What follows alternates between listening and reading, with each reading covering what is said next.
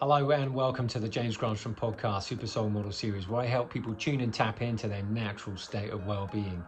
Today's episode is all about what does life want from you? Welcome to the podcast, and if you're new to the podcast and you enjoy the content that you hear, please consider subscribing, and if you're returning, please consider leaving a review. Thank you so much for all of you who've left reviews, because your reviews have really helped this channel to exponentially grow. So thank you for helping this get out to more and more people and sharing the message of well-being. So what does life want from you? A little backstory from me is that I've been meditating every single day for almost the last 2 decades. And in that time, I've spent a lot of time asking some of the deeper questions of life, like who am I? Why am I here? What's the purpose of life? Is there anything else after death? What's the purpose of humanity, given all the challenges and problems that everyone's going through on the planet? And it came down to some of these little simple solutions that I got back in terms of my insight that I'm wanting to share with you today. Now, I always encourage everyone who tunes into the podcast to go and have your own experience, because it's in your own experience that life will become richer, and you'll be able to make your own beliefs and assumptions about what works and what doesn't. But what I love to do is feel as though I've taken you on a journey with me, and I've come back to bring to you some of the insights and treasures that I've discovered in the silence, in the introspection, because it's like that's what we're going through on the planet right now. A lot of people are looking to find other ways to find deeper levels of inner peace and deeper levels of happiness. So what does life want from you? Well, what I found is it's something very intangible. In short, life wants your happiness. The universe wants your happiness. God wants your happiness. This higher power, whatever you want to call it, it just wants your happiness, and it wants your feelings of satisfaction and fulfillment, and it wants your sense of freedom, growth, and joy. And it wants you to feel loving, and it wants to feel loved, because it can't know itself. This energy can't know itself unless it expresses itself through you. And so it's expressing itself and knowing itself through all the millions of people and organisms and sentient beings on this planet and in the universe. It gets to know itself more through being a human being, in our instance, which is you. And you are a creative being. You're a creative genius made in the image and likeness of the Creator. And you won't get to know that you're a creator unless you're a human being having this experience, which is what you call your life. Now, some of these concepts I've learned from a book called Conversations with God, and some of the other insights I've learned from things like Eckhart Tolle, but it's very different once you've understood something intellectually to then go and experience it. And so I always say the experience is the teacher. And some of these things and ideas that I share is the kind of intellectual ideas and understandings that will help you bring about an experience. And when you have an experience, you can mesh the two. So ultimately, as a spiritual being having a human experience, you come forth to know who you are and who you are not. And it's only when you know who you are not, then you can demonstrate who you really are. So if you find yourself in an environment where people are demonstrating qualities that are not you, now you know who you are not. And when you put yourself in an environment where you're around people who are matched with your energy, now you know who you are. Are you one who is loving, or are you one who's unloving? And that is the journey to know who you really are. As you get born into this human experience, what does life really want from you? It wants to know who it is.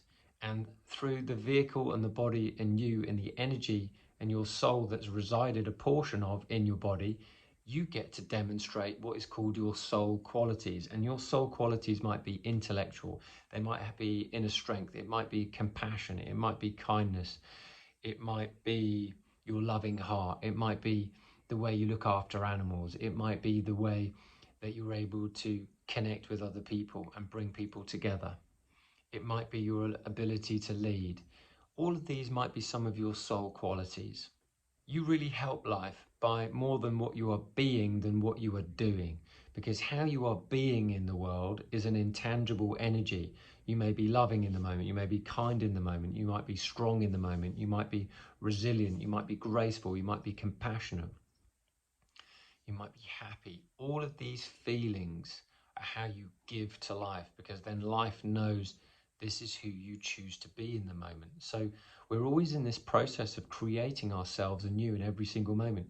And that is dictated and determined by the mood that you set within yourself. And secondary, it's done through how you do life. It's like what you do for a living, or what you bring to life through your contributions, through your actions. Your actions are attached to the emotions that are brought through whilst you are doing them. So when you are bringing the gift of yourself to another human being, when you're caring, are you caring with love and kindness and compassion? Or are you doing it through a lack of presence? Are you doing it through a lack of love? You're just doing it just for the sake. It's just an action, but there's no emotional content. And as Bruce Lee used to say, what the world needs is emotional content. And when you've got emotional content to your action, which means it's got presence and it's laden with beautiful high energy, those higher energy emotions such as gratitude, love, kindness, peace, grace, all of these emotions move the form, and the form is your action of how you're moving through life. So it's more important that what you be in the world rather than what you do in the world, because you're a human being and not a human doing. And so when you move life through your beingness on those higher elevated emotions, then you help life. So what I'm going to do in this episode is I'm going to share with you 2 questions that can help you recalibrate the course of your life in every single day, and sometimes every moment when you are out of your center, when you're suffering, when you're in pain, when you're in grief, when you're down, so that you can reorientate and recalibrate your inner GPS. The second thing I want to do is, in this episode, I'm going to share with you the benefits of these 2 questions and what they do to you emotionally. And the third element of what I'm going to do is I'm going to help you make sense of all of this through life's twists and turns. So the 2 questions that I'm going to share with you are these 2 powerful questions that can change the course of your daily life every time you need to reset and recalibrate your energy when you're feeling down, when you've been challenged, which is, how can I help? And then the second question is, what does life want from me? And so these questions in itself are very similar, but what they do is they get you out of your lower mind and into your higher mind, meaning they get you out of your ego and they get you into your heart, meaning they get you out of pain and they get you thinking into possibility, meaning they get you out of suffering and grief and those lower emotions to a sense of freedom. And if you are always preoccupied on what you can get from life, or what you can get from that person, or what you can get from that job, or how much you can make, or how much you can get, all that's going to do is keep you limited, because beyond that is something so magnificent that it helps you tune in to universal flow. So it's not so much how much you can get, it's how much you can give and how much value you can add. And you're only limiting yourself by asking, what can I get, rather than what can I give? And so if you want to tap into your unlimited potential and the unlimited flow and abundance of the universe and your own infinite potential, you've got to be asking the question, how can I help? And what can I give to life? And what does life want from me that I can give? This was me for years. All I was asking really was, what can I get from this experience? What money can I make from this job? How much can I make from this? It was not how much I can give, is what can I get? And this experience caused me so much suffering and pain and grief for years, particularly financially.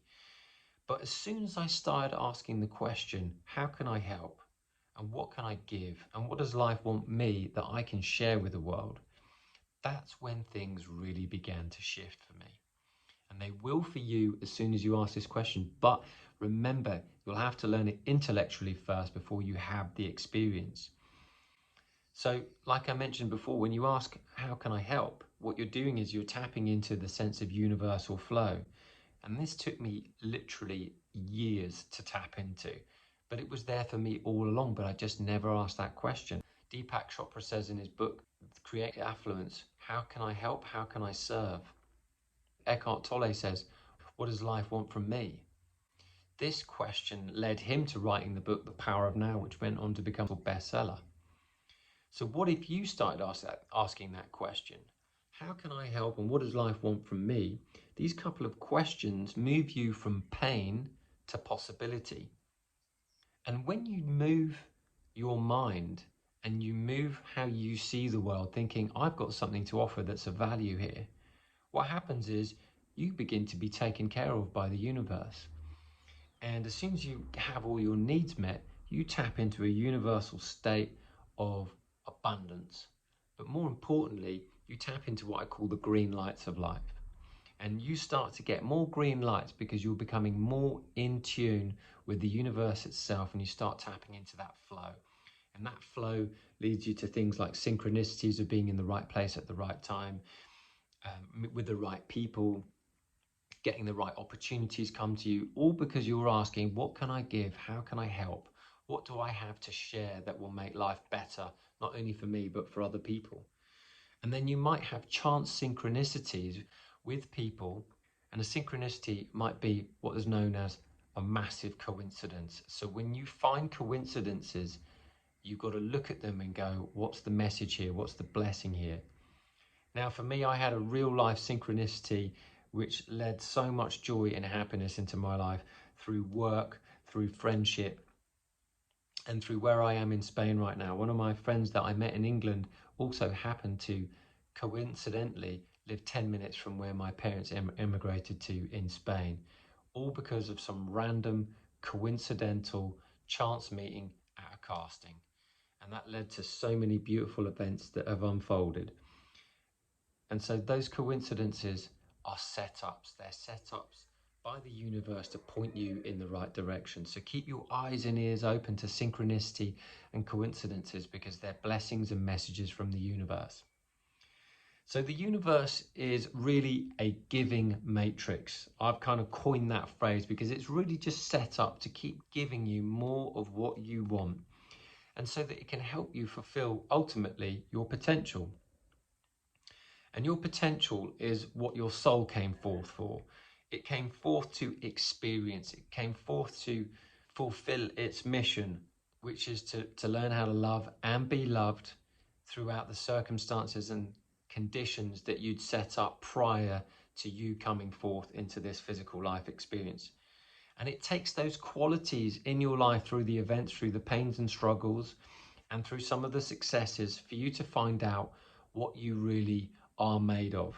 And it's really only through those challenges and tough times do you find out what your soul qualities are. And so you need to find out what you're really made of through some of the tough times.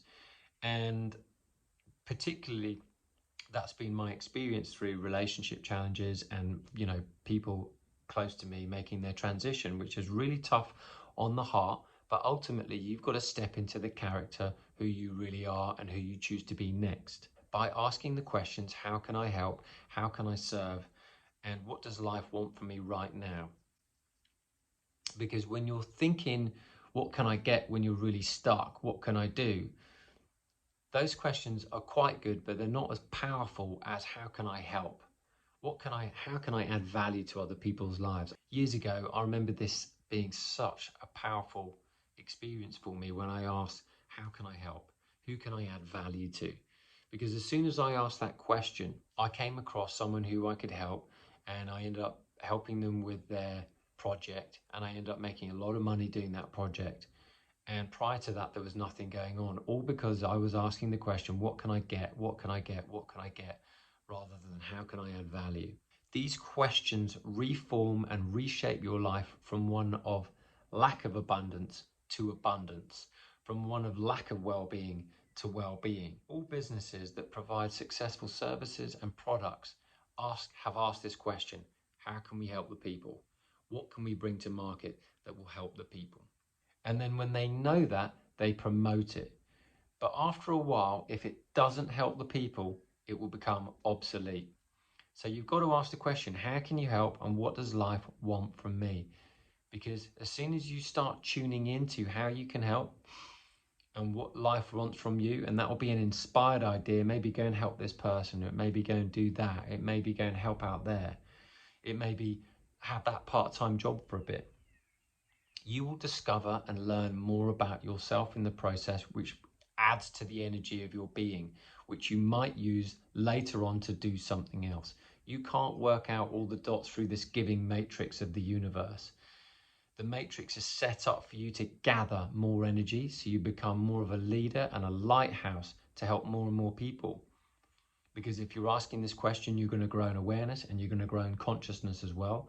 And it means that you're also, all your needs will be taken care of simultaneously. So really what you're doing is by asking these simple questions means that you're learning and growing through awareness.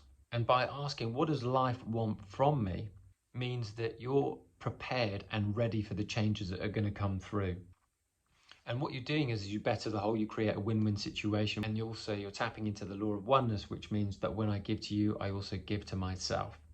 And so the universe really loves to help itself. And if you can be a pawn or a vehicle in which you can help other people, you're also helping the universe itself. It will also help you. So what are the benefits of asking these questions? How can I help? And what does life want from me? Well, the benefits, first of all, I tapped in was abundance. You're going to experience more abundance when you ask, how can I help? Because it says that you've already got something. I've mentioned it in previous podcasts before, but they said in the Bible, to he who has, more shall be given, and to he who has not, more shall be taken away. Now, Bob Proctor said this in his book, You Were Born Rich, and it's so powerful to really intellectually get this, because as soon as you start putting it into practice, you're going to experience greater abundance. Because when you say you have something, the universe goes, oh, you've got that, let me give you more. Because by law of attraction, you get more of that which you say you have and that you actually have. And if you say you don't have something, or you don't have enough of something, then the universe goes, right, you don't have enough of that, I'll make sure you don't have enough of that. Now, as soon as you start realizing you have something of value to give the world, now you're tapping into the stream of abundance and well-being. Years ago, I went and did a basket brigade, which means giving food to less fortunate homes over the Christmas period. And I remember that when I was giving to these people and helping out and contributing in some way, I felt that I was actually filling my own cup up as well.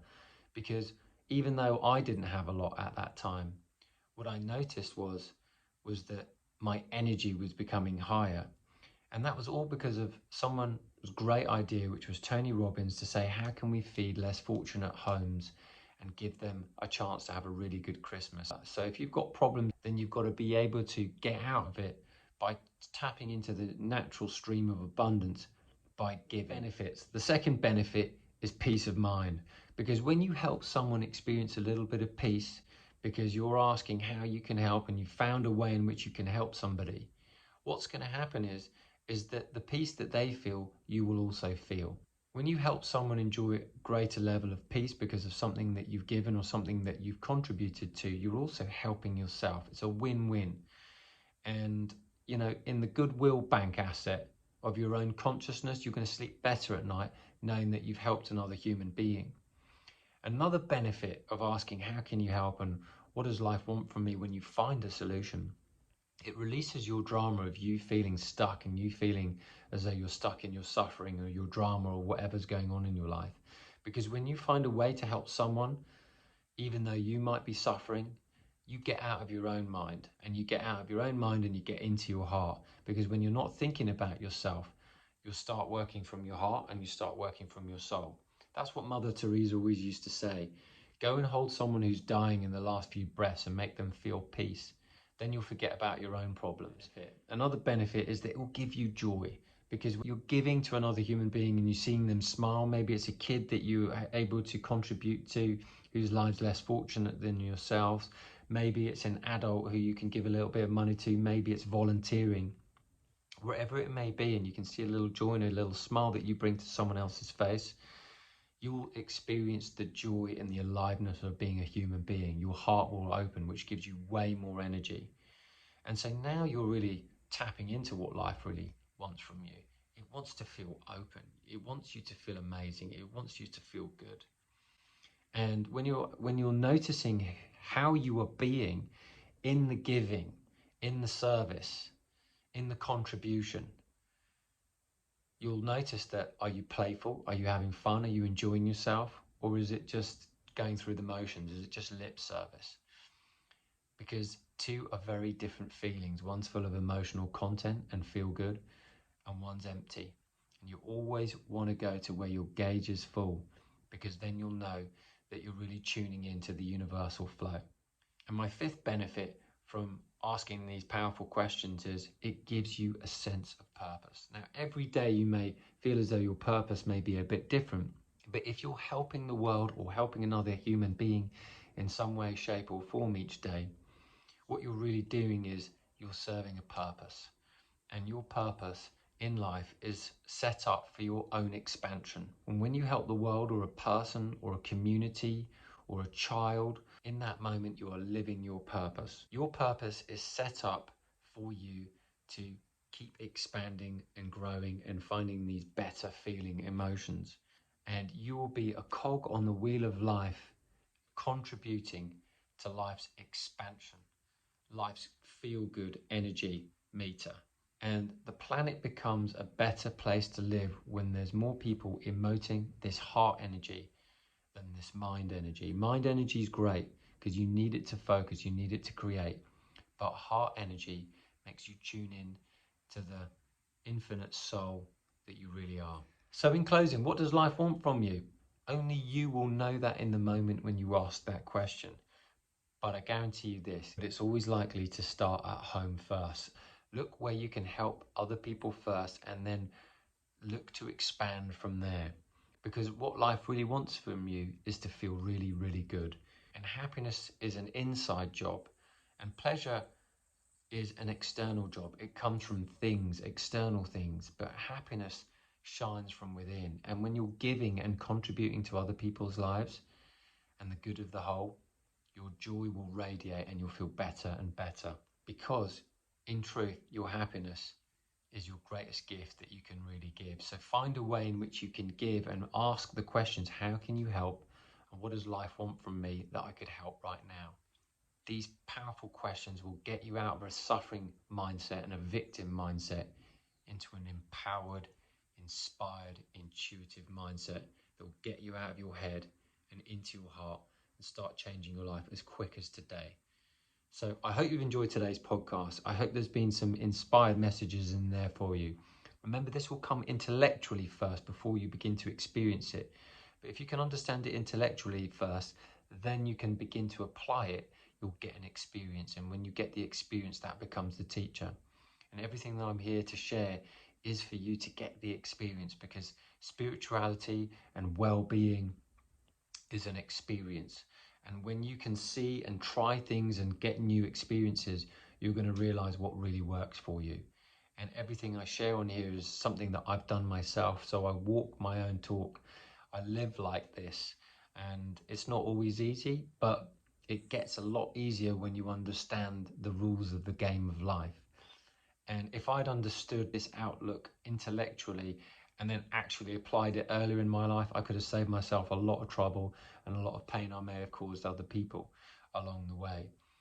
But ultimately, it's going to serve you right now if you can ask those questions, because life's always going to be testing you on a day-to-day basis. But as soon as you get out of your head and into your heart, these questions will activate that heart energy and you'll feel so much better. Anyway, I hope you've enjoyed today's episode. I hope it's brought you some great value. And if it has, please head over to Instagram and let me know what your favorite takeaway is from today's episode. Maybe you can let me know in the stories and just show me what golden nugget you took away. And as always, I wish you a wonderful week ahead. And until the next episode, I wish you and your family green lights all the way.